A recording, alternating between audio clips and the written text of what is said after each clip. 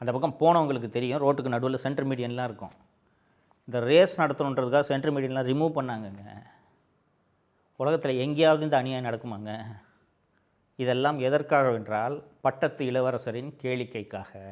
அவருடைய நண்பர்கள் மற்றும் சினிமா நட்சத்திரங்கள் அத்தனை பேரோடும் அமர்ந்து இந்த ரேஸை இவர் கண்டுகளிக்க வேண்டும் என்ற ஒரே காரணத்துக்காக மக்களது வரிப்பணம் 42 கோடி ரூபாய் செலவிடப்பட்டது தோழர்களே. அந்த பக்கம் ஹாஸ்பிட்டல் இருக்கே, அங்கே தான் இந்த ரேஸை நடத்தணுமா நீங்கள்? இருங்காட்டுக்கோட்டையில் ரேஸ் நடத்தி அங்கே போய் உட்காந்து பாருங்கள். உங்களை யாராவது வேண்டான்னு சொன்னாங்களா?